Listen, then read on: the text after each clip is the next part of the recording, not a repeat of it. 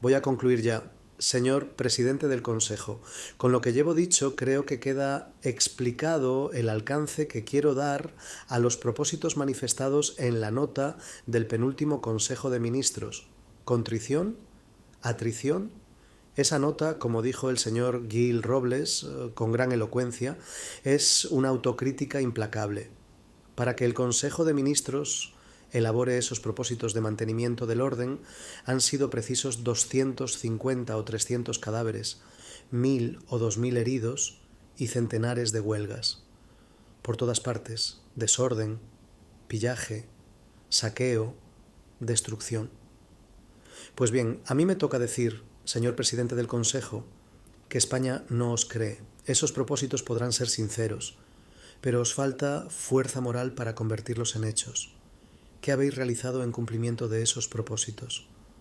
Un telegrama circular, bastante ambiguo, por cierto, que yo pude leer en un periódico de provincia, dirigido a los gobernadores civiles, y una combinación fantasmagórica de gobernadores, reducida a la destitución de uno, ciertamente digno de tal medida, pero no digno ahora, sino hace 3 meses. Y quedan otros muchos que están presidiendo el caos, que parecen nacidos para esa triste misión, y entre ellos, y al frente de ellos, un anarquista con fajín, y he nombrado al gobernador civil de Asturias, que no parece una provincia española, sino una provincia rusa. ¿Y eso qué es? Nos está provocando. Orden en la sala. Yo digo, señor presidente del Consejo de Ministros, compadeciendo a su señoría por la carga ímproba que el azar ha echado sobre sus espaldas. Todo menos que me compadezca su señoría. Pido la palabra... El estilo de improperio característico del antiguo señorito de la ciudad de La Coruña. Nunca fui señorito.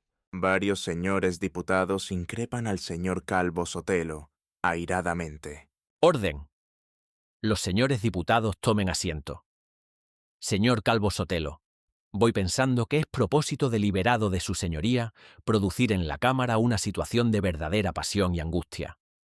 Las palabras que su señoría ha dirigido al señor Casares Quiroga, olvidando que es el presidente del Consejo de Ministros, son palabras que no están toleradas, no en la relación de una Cámara legislativa, sino en la relación sencilla entre caballeros.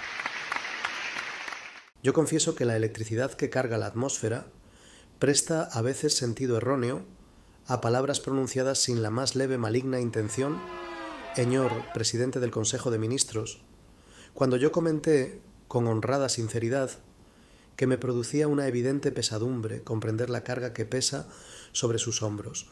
No importa ser adversario político para apreciar cuándo las circunstancias de un país pueden significar para el más enconado y resuelto de esos adversarios una pesadumbre y cuándo pueden significar, por el contrario, una holgura, un regocijo y una tranquilidad. Su señoría me contestó en términos que parlamentariamente yo no he de rechazar, claro está, pero que eran francamente despectivos, diciendo que la compasión mía la rechazaba de modo airado, y entonces yo quise decir al señor Casares Quiroga, al cual, sin haberle tratado, he conocido de lejos en la capital de La Coruña como un... Ya no encuentro palabra que no moleste a su señoría, pero conste que no quiero emplear ninguna con mala intención. Sportman, como un hombre de burguesa posición, un hombre de plácido vivir, pero acostumbrado, sin embargo, ¿qué es lo que yo quería decir?, al estilo de improperio, porque su señoría, siendo hombre representativo de la burguesía coruñesa, sin embargo, era el líder de los obreros sindicalistas, de los más avanzados, y con frecuencia les dirigía soflamas revolucionarias. Quise decir, repito, que no me extrañaba que en el estilo de improperio de su señoría tuviera para mí palabras tan despectivas. ¿Intención maligna? Ninguna. Si la tuviera, lo diría. Pero, ¿a dónde vamos a parar, señores? ¿Me creéis capaz de la cobardía de rectificar un juicio que yo haya emitido aquí? Si hubiera querido ofender, lo diría, sometiéndome a todas las sanciones. Orden en la sala. Lamento que se haya alargado mi intervención por este último incidente y concluyo volviendo con toda serenidad y con toda reflexión a lo que quisiera que fuese capítulo final de mis palabras, y es que anteayer ha pronunciado el señor Largo Caballero un nuevo discurso, uno nuevo, no porque el señor Largo Caballero, y esto es un elogio de su consecuencia política, cambie de ideales, sino porque es el último, y en él, quizá con mayor estruendo, con mayor solemnidad, con mayor rotundidez, ha acentuado su posición política. El señor Largo Caballero ha dicho terminantemente en Oviedo, aquí tengo el texto, pero no es cosa de leerlo y os evito esa molestia, que ellos van resueltamente a la revolución social y que esta política, la política del gobierno del Frente Popular, solo es admisible para ellos en tanto en cuanto sirva el programa de la Revolución de Octubre. Pues basta, señor presidente del Consejo. Si es cierto eso, si es cierto que su señoría, atado umbilicalmente a esos grupos, según dijo aquí en ocasión reciente, ha de inspirar su política en la Revolución de Octubre. Sobran notas, sobran discursos, sobran planes, sobran propósitos, sobra todo. En España no puede haber más que una cosa, la anarquía. Calvo Sotelo dejó para el final el argumento clave de su discurso. El programa electoral del Frente Popular era moderado. Era esencialmente el de izquierda republicana, mientras que el programa de la Revolución de Octubre era un programa comunista radical. Los socialistas, seguidores de Largo Caballero, no dejaban de afirmar que su objetivo era gobernar dictatorialmente en España. El señor presidente del Consejo de Ministros tiene la palabra. Señores diputados, yo tenía la decidida intención de esperar a que tomaran parte en este debate todos los oradores que habían pedido la palabra e intervenir entonces en nombre del Gobierno. Pero el señor Calvo Sotelo ha pronunciado esta tarde, aquí, palabras tan graves que antes que el presidente del Consejo de Ministros, quien ha pedido la palabra, diré que, impulsivamente, ha sido el ministro de la Guerra. Yo no voy a descender al terreno a que suavemente quería llevarme el señor Calvo Sotelo, terreno de polémica personal, personalísima, al cual me está vedado acudir porque yo no puedo olvidar que aquí soy el presidente del Consejo. Ocasiones ha tenido en la vida el señor Calvo Sotelo para encontrar a Santiago Casares. Hoy no encontrará aquí más que al jefe del gobierno. Muy bien. Pero el señor Calvo Sotelo, perdóneme el señor Gil Robles, que deje el examen de su discurso para después, en gracia a lo interesante que resulta refutar inmediatamente las afirmaciones del señor Calvo Sotelo. Con una intención que yo no voy a analizar, aunque pudiera hacerlo, ha venido esta tarde a tocar puntos tan delicados y a poner los dedos cruelmente en llagas que, como español simplemente, debiera cuidar muy mucho de no presentar, que es obligado al ministro de la Guerra el intervenir inmediatamente para desmentir en su fundamento todas las afirmaciones que ha hecho el señor Calvo Sotelo, que el ministro de la Guerra ha tomado determinadas medidas porque se las han impuesto el Frente Popular de tal sitio o la Comisión de tal otro, exigiéndole hasta plazo y tope de fecha. Pero, señor Calvo Sotelo, ¿cuándo me conocerá su señoría? Aceptar yo, ni como particular ni como ciudadano, que se viniera a ingerir nadie en las funciones de un ministerio tan delicado como el que represento, porque se me pusiera una condición, o un tope, o una fecha por parte de los elementos políticos que fuere, aunque fueran los más afines. De ninguna manera, señor Calvo Sotelo. Y por eso, contestando a lo que su señoría decía, cuando afirmaba que tal traslado se había hecho por imposición, y tal otro se había ordenado incluso marcándoseme el número de horas en que se había de realizar. Digo a su señoría que eso es absolutamente inexacto. Yo no quiero incidir en la falta que cometía su señoría, pero sí me es lícito decir que después de lo que ha hecho su señoría hoy ante el Parlamento, de cualquier cosa que pudiera ocurrir que no ocurrirá, haré responsable ante el país a su señoría. Viene a decir que si se producía algún intento de golpe de Estado, Calvo Sotelo sería acusado de haberlo promovido. Esta amenaza fue un gran error de Casares Quiroga, pues Calvo Sotelo, que no en vano lo había estado provocado incluso con ataques personales, tal vez esperando una reacción así, supo aprovecharla magistralmente en su réplica posterior. Acto seguido, el presidente del Consejo de Ministros trata de contrarrestar todo el veneno vertido por Calvo Sotelo en su discurso. No basta, por lo visto, que determinadas personas, que yo no sé si son amigas de su señoría, pero tengo ya derecho a empezar a suponerlo, vayan a procurar levantar el espíritu de aquellos que puede creerse que serían fáciles a la subversión, recibiendo a veces por contestación el empellón que los arroja por la escalera. No basta que algunas personas amigas de su señoría vayan haciendo folletos, formulando indicaciones, realizando una propaganda para conseguir que el ejército, que está al servicio de España y de la República, pese a todos vosotros y a todos vuestros manejos, se subleve. No basta que después de habernos hecho gozar las dulzuras de la dictadura de los 7 años, su señoría pretenda ahora apoyarse de nuevo en un ejército, cuyo espíritu ya no es el mismo, para volvernos a hacer pasar por las mismas amarguras. Es preciso que aquí, ante todos nosotros, en el Parlamento de la República, su señoría, representación estricta de la antigua dictadura, venga otra vez a poner las manos en la llaga, a hacer amargas las horas de aquellos que han sido sancionados, no por mí, sino por los tribunales. Es decir, a procurar que se provoque un espíritu subversivo. Gravísimo, señor Calvo Sotelo. Insisto, si algo pudiera ocurrir, su señoría sería el responsable con toda responsabilidad. Muy bien. Yo había agradecido a la discreción del señor Gil Robles que hubiese eludido en el debate de esta tarde tocar temas tan delicados.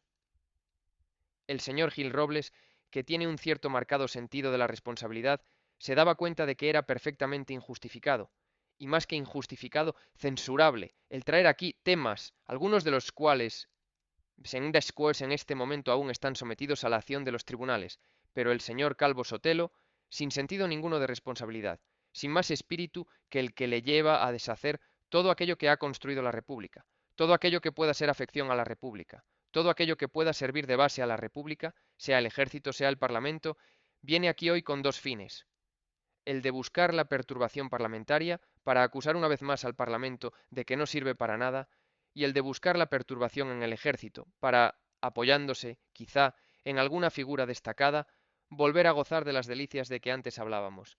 No sueñen conseguir éxito, señor. Ni el Parlamento, cualesquiera que sean los improperios de su señoría, ha de rebajarse un ápice en su valía, en su actividad, en su fecundidad. Ni el ejército, no solo mientras esté yo al frente de él, sino mientras esté persona de responsabilidad y con sentido de ella, hará en España otra cosa que cumplir con su deber, apoyar el régimen constituido y defenderlo en cualquier caso. Téngalo por seguro su señoría, aunque la risa le retoce. Me pareció notar un gesto irónico en su señoría. Quizá estemos bajo los auspicios de la suspicacia. Se le escapó un gesto de burla a Calvo Sotelo, que sabía certeramente que la confianza que Casares Quiroga estaba manifestando en la lealtad del ejército era infundada, pues conocía el golpe de Estado que se estaba fraguando.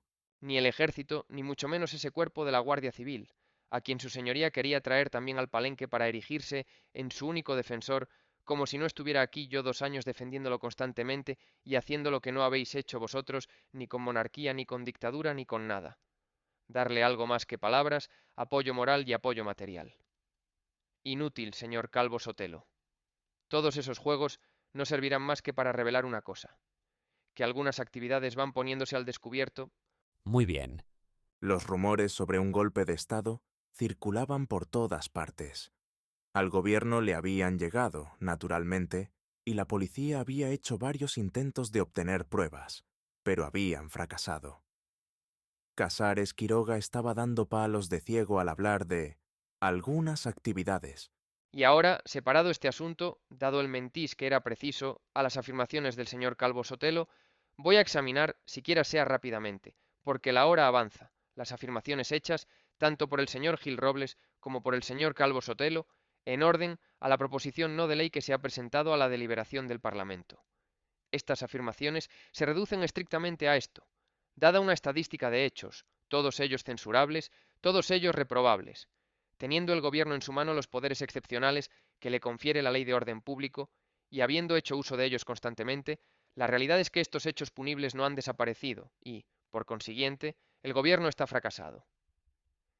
Es necesario tener siempre muy presente, para un temperamento como el mío, el puesto que desempeño y la responsabilidad que sobre mí pesa para no sentir, por lo menos, asombro al ver que quienes se levantan representando a las oposiciones para acusar al gobierno punto menos que de tolerar actos subversivos y actos de exaltación son aquellos mismos que durante 2 años, que a muchos de nosotros nos han parecido un poco largos, han vejado, perseguido, encarcelado, maltratado, torturado, llegando a límites como jamás se había llegado, creando un fondo de odio, de verdadero frenesí en las masas populares. Y que vengan a reprocharnos las consecuencias de todo eso. Pero si estáis examinando vuestra propia obra, Muy es bien. que todo el furor contenido en las masas populares, cada una de las cuales, como se dijo aquí brillantemente, tenía en su espíritu, y a veces en sus carnes, huellas de vuestra política, ¿es que esto iba a corregirse en 2 días y a testarazos? Porque así quisierais que esto se hiciera, señalaba el señor Gil Robles, para expresar su asombro ante la dejadez del Estado. Un caso concreto, el de las minas en que se habían encerrado los obreros llevando consigo un ingeniero y extranjero, exacto, señor Gil Robles, y reprochando al gobierno, como caso de vergüenza, el que inmediatamente no hubiera tomado medidas vigorosas para acabar con esa situación, que se ha terminado por vía suasoria. ¿Cuáles son las medidas que vosotros hubierais tomado? En una mina de carbón, con dinamita, con grisú, hacer bajar un piquete de guardias de asalto, disparar sobre los obreros y que volasen los obreros y el ingeniero extranjero y la mina y los guardias de asalto y todo, y erigir sobre un montón de cadáveres la estatua un poco triste de vuestra autoridad. Muy bien. No ha sido, naturalmente, una cosa satisfactoria para el gobierno tener, día tras día, que hacer gestiones, no diré que amistosas, autoritarias, pero convincentes, para que estos hombres abandonaran la mima. Han tardado algunos días, pero la han abandonado por imperio de la autoridad. Si esto es mala política, declaro que no me arrepiento de ella y toesi, dispuesto a seguirla siempre. En otros casos la autoridad se ha impuesto, y en esa larga lista que he leído, casi tan impresionante como aquellas que el señor Calvo Sotelo daba en otras ocasiones para que figurasen en el diario de sesiones, el señor Gil Robles trataba de fundamentar el fracaso del gobierno. En primer lugar, si examinásemos uno por uno los casos que figuran en las distintas listas, quizá hubiera sorpresas, porque aquellos de los que deducía su señoría nuestra gran vergüenza en el extranjero son totalmente falsos, señor Gil Robles. Es equivocada la información que ha recibido su señoría, a pesar de merecerle tanta confianza. Creo que su señoría citaba el caso de Canarias diciendo que nuestra escuadra no pudo abastecerse. Pero si tan pronto como llegó fue abastecida por un barco petrolero que había allí. Pero no el abastecimiento ordinario, por la huelga de los obreros, lo cual no fue obstáculo para que se abasteciera un crucero alemán. Eso no es exacto. Bernardino Valle y Gracia era diputado canario por Izquierda Federal, integrada en el Frente Popular. No tiene nada de particular que su señoría esté mal informado, señor Gil Robles. Su señoría, como el señor ministro de la Gobernación, como yo a veces, recibimos telegramas de gentes que ven fantasmas o que procuran verlos, y así se da el caso de que al Ministerio de la Gobernación y a la Presidencia llegan en muchas ocasiones telegramas advirtiendo ocupaciones de fincas o incendios de mieses o actos de sabotaje o de violencia de cualquier género. Y tan pronto como se encomienda a las autoridades locales o a las autoridades provinciales o, sobre todo, como solemos hacer, a la Guardia Civil, la investigación, se averigua que no así ha habido semejantes invasiones, semejantes incendios o semejantes violencias. Esto no es que suceda siempre, pero sí con una frecuencia tal que resulte muy cómodo componer después estadísticas para, como dirían allende los Pirineos, épater le bon bourgeois. Restos de mi señoritismo, señor Calvo Sotelo. Que el gobierno ha fracasado en cuanto a las medidas de orden público que haya tomado, y al hablar del gobierno hago, como su señoría, cuenta desde el 16 de febrero, haciéndome totalmente solidario de la responsabilidad de la persona que ocupaba la cabecera del Banco Azul y de todos los demás que con él formaban parte del gobierno de la República, que ha fracasado en todas las manifestaciones de orden público. Vosotros sabéis bien que no, ¿verdad, señor Calvo Sotelo? ¿Cuándo se ven ahora por las calles aquellas magníficas manifestaciones fascistas, alargando las manos, injuriando a los ministros, rodeando los centros públicos, gritando, disparando tiros, etcétera? Pero, ¿dónde está todo eso? En algún sector parece que hemos impuesto un poco la serenidad. No es ahí, ciertamente, donde ha fracasado el orden público. Se trata de actos, reprobables siempre de otro tipo que producen una inquietud extraordinaria. No sé si era el señor Gil Robles o el señor Calvo Sotelo quien se refería a Meshueca a ello, causando una impresión increíble de inquietud. Yo declaro que esa inquietud, que no tendría justificación por los escasos actos de violencia que se han producido, no existe. Los espectáculos públicos abarrotados, las calles pletóricas, la gente por todas partes sin preocuparse de que pueda pasar nada extraordinario, y a pesar de esa inmensa fábrica de bulos que tenéis preparados para lanzar todas las noches, el ministro de la Guerra y el ministro de la Gobernación tan tranquilos, sabiendo que no ha de pasar nada. ¿En dónde están, pues, esos terribles límites de inquietud a que sus señorías querían llevarnos, como presentando a todo el país en plena anarquía? Ah, ¿es que hay paz? No. Sería insensato que yo viniera aquí a decir que existe una paz absoluta en toda España. No, hay la relativa paz, la suficiente para que algunas regiones españolas estos días hayan visto abarrotados sus hoteles con extranjeros que venían a buscar un poco de tranquilidad en España. Hay la suficiente para que sus señorías y todos nosotros podamos andar por ahí adelante sin que nadie nos perturbe, ni siquiera esos fantásticos, no sé si jinetes o simplemente peatones, del Socorro Rojo, de los cuales tanto se habla, porque aquí, un día, y reciente, dieron la voz de alarma, e incluso se habló de un rapto, de un secuestro, de algo realizado por los emisarios del Socorro Rojo en las proximidades de Madrid, hasta conseguir que un matrimonio forastero aprontara la cantidad que se le exigía. Declaro que tanto por conducto del Ministerio de la Gobernación como por otros medios que tenemos a nuestro alcance, se han hecho todas las investigaciones posibles para averiguar dónde, cuándo y cómo se habían realizado estos actos, y nadie ha dado cuenta de ellos, ni siquiera aquellos que sufrieron la vejación. Sería insensato, digo, negar que se ha producido un estado de perturbación, que afirmo es inferior al que había hace 4 meses, y precisamente porque el Gobierno está dispuesto a terminar con él, sin esperar a que termine lentamente, es por lo que se ha dado la nota que salió el otro día del Consejo de Ministros.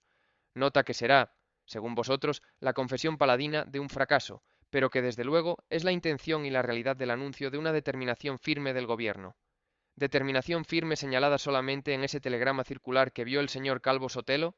No, señalada en una serie de telegramas, en una serie de órdenes concretas a cada provincia, en una serie de medidas que sería enojoso ir ahora exponiendo una por una, pero que se reducen a esto, que el Gobierno está dispuesto a usar la ley en la medida que le ha sido otorgada para acabar de una vez con todo acto de violencia y hacer que todo el mundo viva dentro de la ley. Muy bien. El Gobierno está dispuesto a hacerlo, y me atrevo a Saraleo a asegurar que encontrará los apoyos necesarios para que este deseo suyo lo sea del Frente Popular entero. Palabras de paz he oído esta tarde, dictadas por la sinceridad, al señor de Francisco, que lo demuestran. El señor Ventosa pide la palabra. Actos violentos, actos de aquellos de que se acusaba a elementos del Socorro Rojo, esos ni son del Socorro Rojo, ni son del Frente Popular, ni tienen nada que ver con nosotros. Contra ellos, vosotros y nosotros, el Gobierno y el conjunto de las autoridades irán, pase lo que pase. Que pudiera haber desbordamientos en ciertas organizaciones en virtud de los cuales se salieran estas organizaciones de la ley, pues serán tratadas como organizaciones fuera de la ley. Cualquier acto de violencia que se realice o se piense realizar, tan pronto sea descubierto por la autoridad, en el momento será sancionado. Y será sancionado con arreglo a las normas de rapidez y de eficacia que nos facilitan los poderes que se nos han concedido a través del otorgamiento de la prórroga del estado de alarma. Los poderes esos, no otros. Yo no sé si individualidades sueltas de los partidos, si personas un poco bamboleantes en sus sentimientos democráticos, habrán podido pensar en poderes excepcionales, en plenos poderes. Para mí, jefe de este gobierno. Para mí, republicano y demócrata. Para mí, hombre que ha jurado cumplir y hacer cumplir la Constitución, no hay necesidad de más poderes que los que están dentro de las leyes aprobadas por las Cortes, y ni el partido a que pertenezco, ni ninguno de los que forman parte del Frente Popular, ha hablado como partido de semejantes poderes. Políticamente los rechazamos, porque son contrarios a nuestras doctrinas. Emplearlos sería, sencillamente, abrir el camino a la dictadura, y cualquiera que sea el placer que ello os cause a vosotros, sabed que yo y todos mis compañeros de gobierno, y estoy seguro de que todo el Frente Popular, siempre, cuantas veces se presente delante, iremos contra la dictadura. Y desde el punto de vista constitucional, ¿para qué hablar de eso, si es algo totalmente imposible de alcanzar? Si alguna vez, para la rapidez en la ejecución de nuestro programa, que es el programa del Frente Popular y no otro, necesitamos acudir a las facilidades que da el artículo 61 de la Constitución, aquí vendremos a la Cámara a pedirlo sencillamente. Y si alguna vez se hace preciso, como yo lo he creído, y por eso lo he dicho desde la cabecera del Banco Azul, dar más rapidez, mayor velocidad a las determinaciones de la Cámara, para que nadie pueda pedirnos que marchemos con un ritmo más acelerado cuando resulte que nuestras iniciativas aquí se detienen. Entonces, aunque no se haya articulado de momento, propondremos una reforma del reglamento de la Cámara. Pero nosotros ni queremos, ni deseamos, ni solicitamos plenos poderes, ni sabemos de qué se trata cuando de ellos se habla. El señor Calvo Sotelo, marchando en este camino abierto por el señor Gil Robles, y aún el propio señor Gil Robles, en cuyos labios tenía más interés la declaración, señalaban que las perturbaciones de orden público que pueda haber en España ni se cortarán por la constitución del gobierno que deriva de un Frente Popular, el cual parece ser como un confeccionador especial de perturbaciones, ni, sobre todo, porque hay una especie de enfermedad endémica en España desde hace varios años que determina que la democracia esté moribunda. En punto a opinar, naturalmente que mis contrincantes tienen plena libertad, pero por lo menos quienes formamos en las filas republicanas, que somos los que representamos en este momento al Frente Popular con todo su programa íntegro, puestos de acuerdo con los compañeros proletarios, tenemos una fe absoluta, terminante, incontrastable, inconmovible en las virtudes de la democracia, y cualquiera que sea el espectáculo que se dé, siempre arreglable y siempre arreglado dentro de los cauces de la democracia. Cualesquiera que sean los actos violentos, justificados, como os decía antes, por una pasión contenida durante 2 años, la democracia encontrará medios hábiles de acorrer con la libertad a la curación de esos males. Es una cuestión de fe, y no voy a pedir a sus señorías que la compartan. ¿Cómo se lo voy a pedir al señor Calvo Sotelo, que es el antípoda? Importaba también señalar un caso que quizá no esté de más dejar bien marcado ante la atención de la Cámara. Se habla constantemente, vosotros os habéis hecho eco de ello, de que todas las perturbaciones que se producen hoy en las ciudades y en el campo españoles son causadas cabalmente por los elementos integrantes del Frente Popular, y aun por otros que, no formando parte de él, son afines y pertenecen a la gran masa del proletariado. También habría que examinar esto muy de cerca, señor Gil Robles. También en esa larga lista de su señoría habría que ir estudiando caso por caso para ver cuáles son las actitudes de aquellas gentes, que no quiero llamar burgueses en contraposición de los proletarios, que por tener una cierta afinidad con vosotros, no digo que tengáis un control sobre ellas, pero sí que tenéis una bastante y consecuente comunicación. Me refiero concretamente a la clase patronal. ¿Es que estos patronos son siempre las víctimas? ¿No ponen nunca dificultad ninguna? ¿No son muchas veces los que encienden la yesca que ha de producir la llamarada de la indignación en las clases populares? ¿Queréis un caso? El señor Gil Robles citaba un botón de muestra. Ahí va otro, Almendralejo. Es este uno de los términos municipales más ricos de la provincia a la que pertenece. Es un sitio donde siempre ha habido trabajo. Pues bien, este año, sistemáticamente, los patronos se niegan a darlo, y tendrán que darlo o nosotros estaremos de más en el Banco Azul. Muy bien. Hace 2 meses ha habido alojamientos forzosos de obreros. Un determinado señor es dueño de casi todo el término y no da trabajo. Orden en la sala. Fermín Daza y Díaz del Castillo. Agudo, Ciudad Real, 1900. Murió asesinado durante la Guerra Civil. Era diputado por el Partido de Centro Democrático. Margarita Nelken Mansberger, Madrid, 1894. Ciudad de México, 1968. Era diputada por el PSOE, integrado en el Frente Popular. Si su señoría no lo sabe, yo voy a revelarle un secreto a este respecto. En Almendralejo la clase patronal, siguiendo en esto determinada táctica, que no apoyo, y copiándola de otros sectores, se ha reunido y ha constituido una especie de sociedad en la que se han adoptado acuerdos secretos. ¿Sabe su señoría cuál ha sido uno de ellos? Pues la ejecución de los que falten a sus decisiones. Es decir, que aquí tenemos el pistolerismo metido en la clase patronal. Cuando se lo digo a su señoría es que lo sé, y es que no se puede ir infiltrando en una clase, cualquiera que ella sea, el espíritu de odio y de lucha. Nos encontrábamos antes con un fenómeno existente, la lucha de clases. Esta lucha de clases era una realidad, no solo por una parte, sino más especialmente por la otra. Ateneos a las consecuencias. Pero el gobierno, que no es responsable de que estas actitudes provoquen determinados actos, acude inmediatamente a corregirlos. ¿Y qué me decís de la patronal madrileña? Yo no quiero traer aquí cosas minúsculas, pero esto lo estamos viviendo. Cuando el gobierno, haciendo uso de esa autoridad que reclamáis y obedeciendo a dictados de su dignidad, establece ciertas bases, determinadas condiciones en el trabajo de los obreros, los patronos se niegan a cumplirlas. Hoy es el día en que no todos las han cumplido. Tengan la seguridad sus señorías de que en este caso, como en otros, el gobierno impondrá su autoridad, sin teatralidad, sin excesos de gesto ni de palabra, porque para atribuirme a mí excesos verbalistas ya hay que tener imaginación. Excesos, no. Exclusividades verbalistas, no acciones. La actitud que los patronos de algunas poblaciones y la clase patronal del campo han tomado con acritud determina una serie de luchas violentas. Yo no voy a defender a los que adoptan esas actitudes, sino que trato de explicar el fenómeno. ¿Qué tenemos en el campo? La mayor parte de las veces, como ocurrió en el pueblo que antes he citado, negativa sistemática de los patronos a dar trabajo. En otros sitios acuden los patronos, no siempre, a los organismos del Estado encargados de arbitrar estos conflictos, pero no acuden personalmente, sino que por vivir ausentes desde siempre, mandan a unos representantes que en realidad no tienen representación alguna y que no saben qué hacer.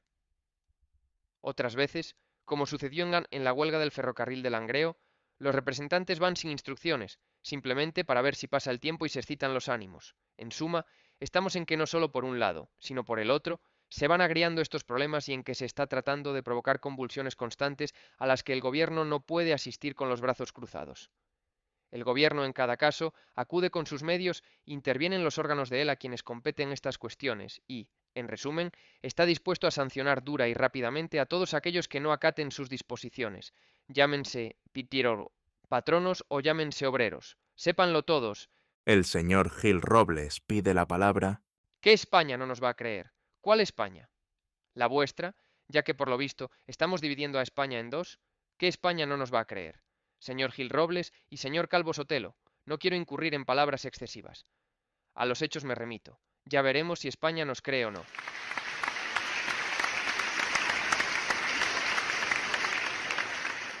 Distintos señores diputados han pedido la palabra. He de considerar el acuerdo adoptado por la Cámara hace unos minutos, en el sentido de que, haciendo un poco expansiva la interpretación del reglamento en lo que se refiere a las proposiciones no de ley, pueden intervenir en el debate los señores diputados que lo han solicitado. La señora Ibarruri tiene la palabra. Señores diputados, por una vez, y aunque ello parezca extraño y paradójico, la minoría comunista está de acuerdo con la proposición no de ley presentada por el señor Gil Robles, proposición tendente a plantear la necesidad de que termine rápidamente la perturbación que existe en nuestro país. Pero si en principio coincidimos en la existencia de esta necesidad, comenzamos a discrepar enseguida, porque para buscar la verdad, para hallar las conclusiones a que necesariamente tenemos que llegar, vamos por caminos distintos, contrarios y opuestos. El señor Gil Robles ha hecho un bello discurso y yo me voy a referir concretamente a él, ya que al señor Calvo Sotelo le ha contestado cumplidamente el señor Casares, poniendo al descubierto los propósitos de perturbación que traía esta tarde al Parlamento, con el deseo, naturalmente, de que sus palabras tuvieran repercusiones fuera de aquí, aunque por necesidad me referiré también en algunos casos concretos a las actividades del señor Calvo Sotelo. Decía que el señor Gil Robles había pronunciado un bello discurso, tan bello y tan ampuloso como los que el señor Gil Robles acostumbraba a pronunciar cuando en plan de jefe indiscutible, esto no se lo reprocho, iba por aldeas y ciudades predicando la buena nueva del socialismo cristiano, la buena nueva de la justicia distributiva, aunque esta justicia distributiva se tradujese en hechos de gobierno, cuando el señor Gil Robles participaba intensamente en él, tales como el establecimiento de los jornales católicos en el campo, de los jornales de 1,50 y de 2 pesetas.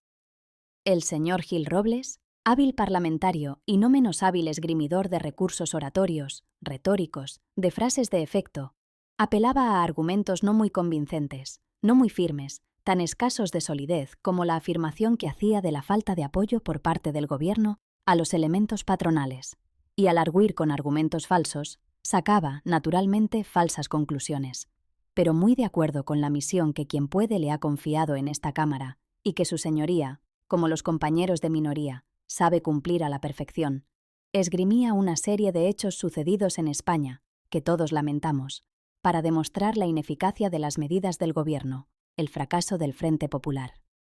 Su señoría comenzaba a hacer la relación de hechos solamente desde el 16 de febrero, y no obtenía una conclusión, como muy bien le han dicho los señores diputados que han intervenido. No obtenía la conclusión de que es necesario averiguar quiénes son los que han realizado esos hechos, porque el señor Gil Robles no ignora, por ejemplo, que después de la quema de algunas iglesias, en casa de determinados sacerdotes, se han encontrado los objetos del culto que en ocasiones normales no suelen estar allí. No tiene nada de particular que los sacerdotes se llevaran de las iglesias los objetos de valor, dado el riesgo de incendio y de saqueo que existía. No quiero hacer simplemente un discurso. Quiero exponer hechos, porque los hechos son más convincentes que todas las frases retóricas, que todas las bellas palabras ya que a través de los hechos se pueden sacar consecuencias justas y a través de los hechos se escribe la historia. Y como yo supongo que el señor Gil Robles, como cristiano que es, ha de amar intensamente la verdad y ha de tener interés en que la historia de España se escriba de una manera verídica, voy a darle algunos argumentos, voy a refrescarle la memoria y a demostrarle, frente a sus sofismas, la justeza de las conclusiones, a donde yo voy a llegar con mi intervención. Pero antes, permítame, su señoría, poner al descubierto la dualidad del juego, es decir, las maniobras de las derechas, que mientras en las calles realizan la provocación, envían aquí unos hombres que, con cara de niños ingenuos, vienen a preguntarle al gobierno qué pasa y a dónde vamos.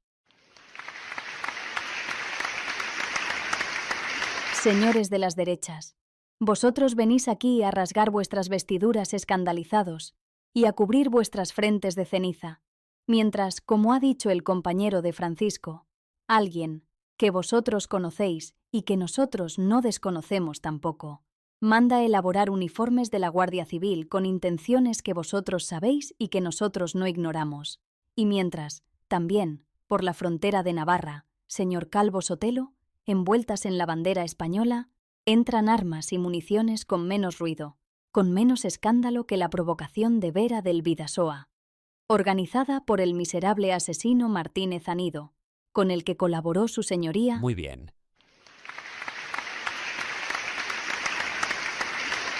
Y para vergüenza de la República Española, no se ha hecho justicia ni con él ni con su señoría, que con él colaboró. Protesto contra esos insultos dirigidos a un ausente. Orden en la sala. Como digo, los hechos son mucho más convincentes que las palabras. Yo he de referirme, no solamente a los ocurridos desde el 16 de febrero, sino un poco tiempo más atrás, porque las tempestades de hoy son consecuencia de los vientos de ayer. ¡Exacto! Ciertamente, la derecha estaba provocando gran parte de la violencia callejera que luego denunciaba en el Parlamento, como maniobra de desgaste del gobierno y con el fin de que el golpe de Estado que se estaba fraguando contara con el mayor número de partidarios. Pero los argumentos de Ibarruri son hipócritas, porque 2 años atrás eran los socialistas y los comunistas los que estaban introduciendo armas y explosivos de contrabando para organizar una revuelta que les diera el poder absoluto. El fascismo surgió, en cuanto a métodos empleados, como copia corregida y aumentada del comunismo. ¿Qué ocurrió desde el momento en que abandonaron el poder los elementos verdaderamente republicanos y los socialistas? ¿Qué ocurrió desde el momento en que hombres que, barnizados de un republicanismo embustero, Muy bien. pretextaban querer ampliar la base de la República, ligándoos a vosotros, que sois antirrepublicanos, al gobierno de España? Pues ocurrió lo siguiente. Los desahucios en el campo se realizaban de manera colectiva. Se perseguía a los ayuntamientos vascos. Se restringía el Estatuto de Cataluña. Se machacaban y se aplastaban todas las libertades democráticas. No se cumplían las leyes de trabajo. Se derogaba, como decía el compañero de Francisco, la ley de términos municipales. Se maltrataba a los trabajadores. Y todo esto iba acumulando una cantidad enorme de odios, una cantidad enorme de descontento, que necesariamente tenía que culminar en algo. Y ese algo fue el Octubre Glorioso. El octubre del cual nos enorgullecemos todos los ciudadanos españoles que tenemos sentido político, que tenemos dignidad, que tenemos noción de la responsabilidad de los destinos de España frente a los intentos del fascismo. Muy bien. Así Pasionaria asocia no ser republicano con aplicar una política de derechas y hace apología de un intento de revolución encaminada a implantar una dictadura, que nada apunta a que sería menos cruel y sanguinaria que todas las dictaduras comunistas que se habían implantado hasta la fecha en el mundo. Y todos estos actos que en España se realizaban durante la etapa que certeramente se ha denominado del Bienio Negro, se llevaban a cabo, señor Gil Robles, no solo apoyándose en la fuerza pública, en el aparato coercitivo del Estado, sino buscando en los bajos estratos, en los bajos fondos que toda sociedad capitalista tiene en su seno, hombres desplazados, cruz del proletariado, a los que dándoles facilidades para la vida, entregándoles una pistola y la inmunidad para poder matar, asesinaban a los trabajadores que se distinguían en la lucha y también a hombres de izquierda. Canales, socialista. Joaquín de Grado, Juanita Rico, Manuel Andrés y tantos otros cayeron víctimas de estas hordas de pistoleros, dirigidas, señor Calvo Sotelo, por una señorita, cuyo nombre, al pronunciarlo, causa odio a los trabajadores españoles por lo que ha significado de ruina y de vergüenza para España. Muy bien. Y por señoritos cretinos que añoran las victorias y las glorias sangrientas de Hitler o Mussolini.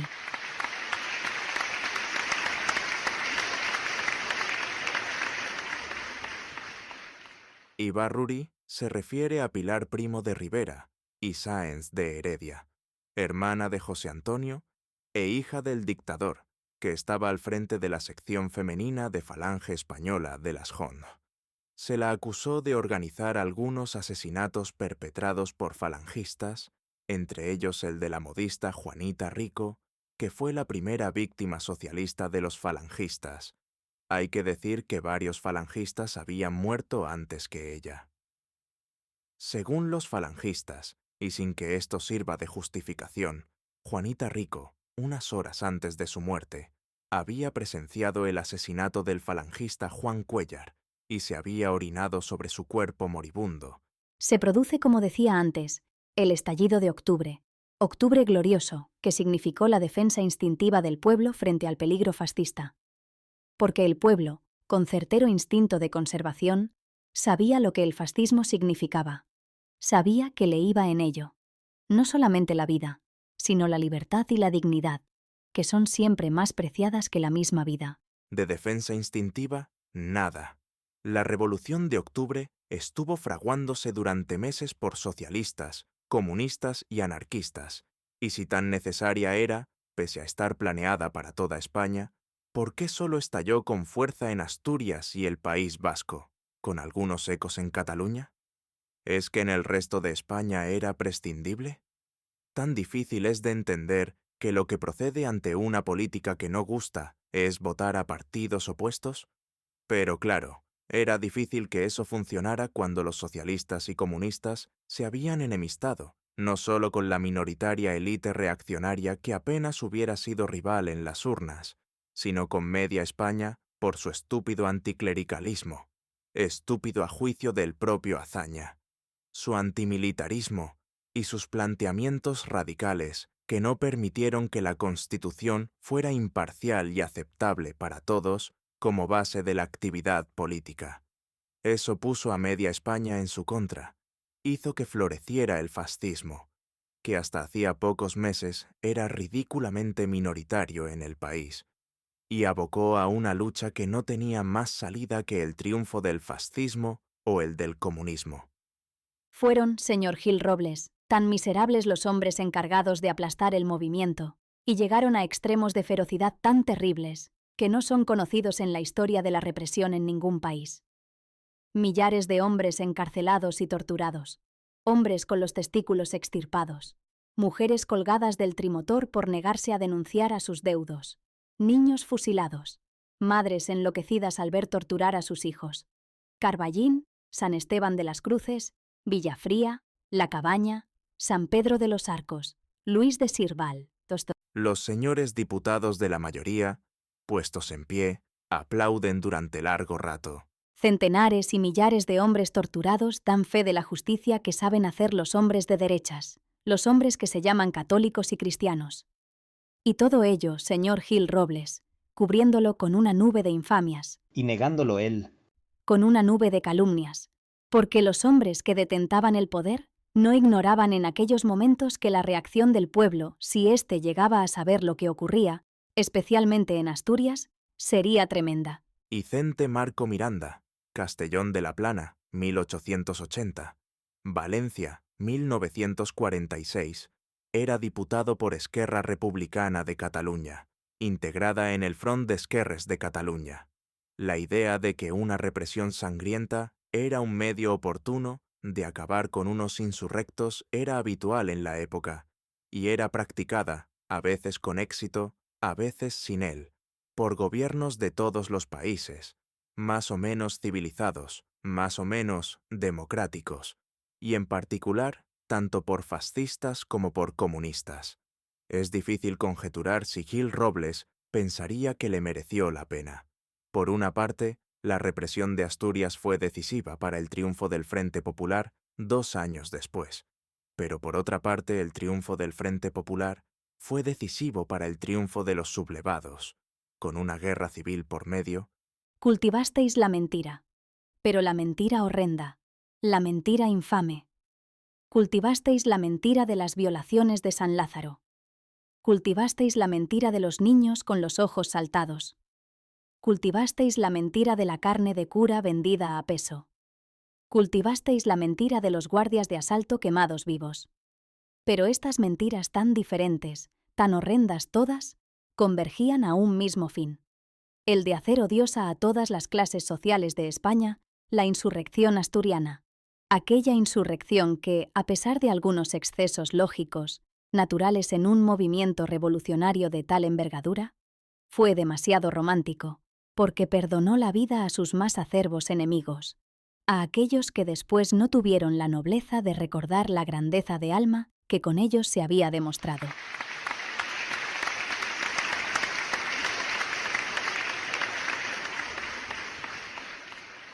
Voy a separar los 4 motivos fundamentales de estas mentiras que, como decía antes, convergían en el mismo fin. La mentira de las violaciones, a pesar de que vosotros sabíais que no eran ciertas, porque las muchachas que vosotros dabais como muertas, y violadas antes de ser muertas por los revolucionarios, ellas mismas os volcaban a la cara vuestra infamia diciendo: «Estamos vivas», y los revolucionarios no tuvieron para nosotras más que atenciones. Ah, pero esta mentira tenía un fin. Esta mentira de las violaciones, extendida por vuestra prensa cuando a la prensa de izquierdas se la hacía enmudecer, tendía a que el espíritu caballeroso de los hombres españoles se pronunciase en contra de la barbarie revolucionaria. Pero necesitabais más. Necesitabais que las mujeres mostrasen su odio a la revolución. Necesitabais exaltar ese sentimiento maternal, ese sentimiento de afecto de las madres para los niños, y lanzasteis y explotasteis el bulo de los niños con los ojos saltados. Yo os he de decir que los revolucionarios hubieron, de la misma manera que los heroicos comunalistas de París, siguiendo su ejemplo, de proteger a los niños de la Guardia Civil, de esperar a que los niños y las mujeres saliesen de los cuarteles para luchar contra los hombres como luchan los bravos, con armas inferiores, pero guiados por un ideal, cosa que vosotros no habéis sabido hacer nunca.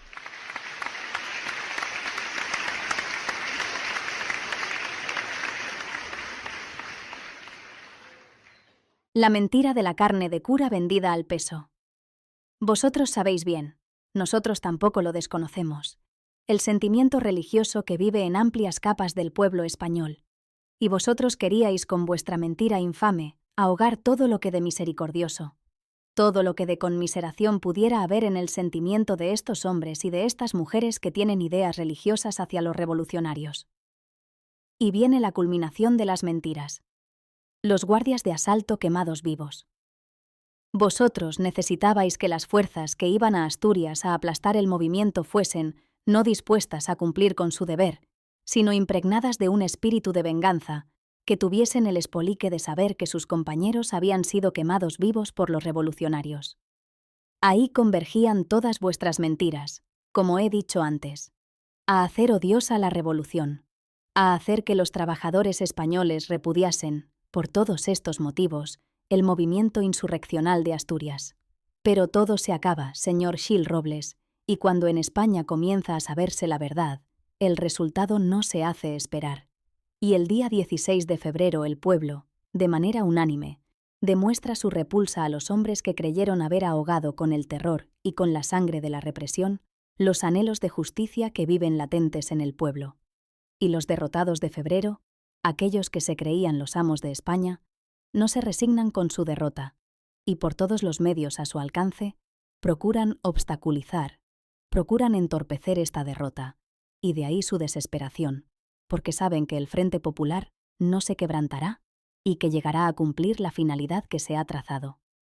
Por eso, precisamente, Es por lo que ellos en todos los momentos se niegan a cumplir los laudos y las disposiciones gubernamentales, se niegan sistemáticamente a dar satisfacción a todas las aspiraciones de los trabajadores, lanzándolos a la perturbación, a la que van, no por capricho ni por deseo de producirla, sino obligados por la necesidad, a pesar de que el señor Calvo Sotelo, acostumbrado a recibir las grandes pitanzas de la dictadura, crea que los trabajadores viven como vivía él en aquella época. ¿Por qué se producen las huelgas? ¿Por el placer de no trabajar? ¿Por el deseo de producir perturbación? No. Las huelgas se producen porque los trabajadores no pueden vivir, porque es lógico y natural que los hombres que sufrieron las torturas y las persecuciones durante la etapa que las derechas detentaron el poder quieran ahora, esto es lógico y natural, conquistar aquello que vosotros les negabais, aquello para lo cual vosotros les cerrabais el camino en todos los momentos. No tiene que tener miedo el gobierno porque los trabajadores se declaren en huelga. No hay ningún propósito sedicioso contra el gobierno en estas medidas de defensa de los intereses de los trabajadores, porque ellas no representan más que el deseo de mejorar su situación y de salir de la miseria en que viven. Hablaban algunos señores de la situación en el campo. Yo también quiero hablar de la situación en el campo, porque tiene una ligazón intensa con la situación de los trabajadores de la ciudad, porque pone una vez más al descubierto la ligazón que existe entre los dueños de las grandes propiedades, que en el campo se niegan sistemáticamente a dar trabajo a los campesinos y consienten que las cosechas se pierdan. Y estas empresas, que como la de calefacción y ascensores, como la de la construcción, como todas las que se hallan en conflicto con sus obreros, se niegan a atender las reivindicaciones planteadas por los trabajadores. Esto se liga a lo que yo decía antes, al doble juego de venir aquí a preguntar lo que ocurre y continuar perturbando la situación en la ciudad y en el campo. Concretamente voy a referirme a la provincia de Toledo, y al hablar de la provincia de Toledo, reflejo lo que ocurre en todas las provincias agrarias de España. En Quintanar de la Orden hay varios terratenientes, y esto es muy probable que lo ignore el señor Madariaga, atento siempre a defender los intereses de los grandes terratenientes, que deben a sus trabajadores los jornales de todas las faenas de trabajo del campo. ¿Qué diría el señor Madariaga si en un momento determinado estos trabajadores de Quintanar de la Orden, como los de Almendralejo, como los de tantos otros pueblos de España, se lanzasen a cobrar lo que es suyo en justicia? Ah, vendría aquí a hablar de perturbaciones, vendría aquí a decir que el gobierno no tiene autoridad, vendría aquí, como van viniendo ya con excesiva tolerancia de estos hombres, a entorpecer constantemente la labor del gobierno y la labor del Parlamento. Dimas de Madariaga y Almendros, Corral de Almaguer, Toledo, 1897, a Piedralaves, Ávila, 27 de julio de 1936, era diputado de la Ceda, integrada en el Frente Nacional. Y que por parte de los grandes terratenientes, como por parte de las empresas, hay un propósito determinado de perturbar, lo demuestra este hecho concreto que os voy a exponer. En Villa de Don Fadrique, un pueblo de la provincia de Toledo, se han puesto en vigor las disposiciones de la reforma agraria, pero uno de los propietarios que se siente lastimado por lo que significa de justicia para el campesinado, que no ha conocido de la justicia más que el poder de los amos, de acuerdo con los otros terratenientes, había preparado una provocación en toda regla, una provocación habilísima, señores de las derechas, que vais a ver en lo que consistía y que demuestra la falsedad del argumento del señor Calvo Sotelo cuando afirma que los terratenientes no pueden conceder a los trabajadores jornales superiores a 1,50. ¿Quién ha dicho eso? Estos señores terratenientes con fincas radicantes en Villa de Don Fadrique, cuya cosecha está valuada en 10.000 duros, tenían el propósito de repartirla entre los campesinos de los pueblos colindantes, como Lillo, Corral de Almaguer y Villacañas. Esto, que en principio podrá parecer un rasgo de altruismo, en el fondo era una infame provocación. Era el deseo de lanzar, azuzados por el hambre, a los trabajadores de un pueblo contra los de otros pueblos. Y que esto no es un argumento sofístico esgrimido por mí, lo demuestra la declaración terminante del hermano de uno de los terratenientes delante de don Mariano Jimeno, del alcalde y de la comisión del Sindicato de Agricultores, que dijo textualmente: Si mi hermano hubiera hecho lo que se había acordado, es decir, el reparto de la cosecha, a estas horas se habría producido el choque y éste había terminado. Y es ahí, señor Gil Robles, y no en los obreros y en los campesinos, donde está la causa de la perturbación, y es contra los causantes de la perturbación de la economía española, que apelan a maniobras non sanctas para sacar los capitales de España y llevárselos al extranjero. Es contra los que propalan infames mentiras sobre la situación de España, con menoscabo de su crédito. Es contra los patronos que se niegan a aceptar laudos y disposiciones. Es contra los que constante y sistemáticamente se niegan a conceder a los trabajadores lo que les corresponde en justicia. Es contra los que dejan perder las cosechas antes que pagar salarios a los campesinos, contra los que hay que tomar medidas. Es a los que hacen posible que se produzcan hechos como los de Yeste y tantos pueblos de España, a los que hay que hacerles sentir el peso del poder, y no a los trabajadores hambrientos ni a los campesinos que tienen hambre y sed de pan y de justicia. Sí, pero lo que no comprendían los comunistas era que el remedio para todas esas injusticias no era el comunismo, pues el comunismo, en el mejor de los casos, generaba dictaduras fascistas y, en el peor, dictaduras comunistas. El remedio para todas esas injusticias hubiera sido un partido político como el de Azaña, suponiendo que sin las presiones de los socialistas y de los comunistas y de las masas desbocadas, no hubiera amparado todas las insensateces que amparó y que dieron alas a un fascismo casi desconocido en España, que pudo recabar así el suficiente apoyo popular y militar como para que triunfara una sublevación tras una larga guerra civil.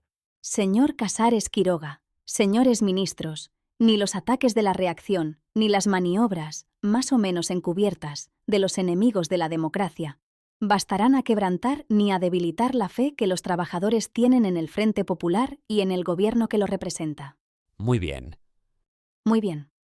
Pero, como decía el señor de Francisco, es necesario que el gobierno no olvide la necesidad de hacer sentir la ley a aquellos que se niegan a vivir dentro de la ley, y que en este caso concreto no son los obreros ni los campesinos.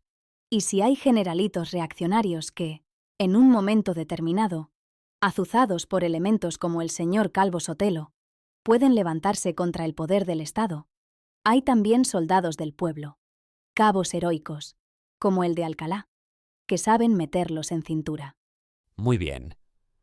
Y cuando el gobierno se decida a cumplir con ritmo acelerado el pacto del Frente Popular y, como decía no hace muchos días el señor Albornoz, inicie la ofensiva republicana, tendrá a su lado a todos los trabajadores, dispuestos, como el 16 de febrero, a aplastar a esas fuerzas y a hacer triunfar una vez más al bloque popular. Álvaro de Albornoz Liminiana, Luarca, Asturias, 1879 a Ciudad de México, 1954, era diputado por Izquierda Republicana, integrado en el Frente Popular.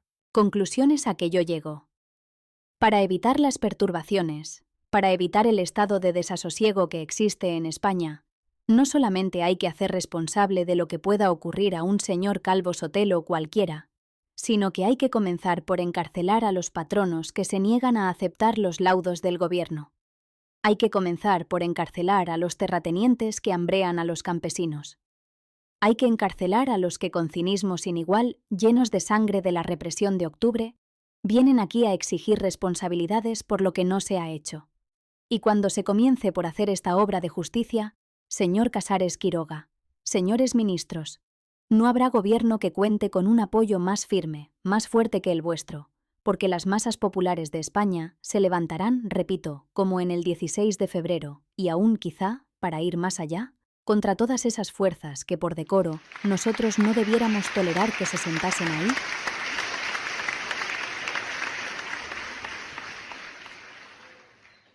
Tiene la palabra el señor Pavón, don Benito,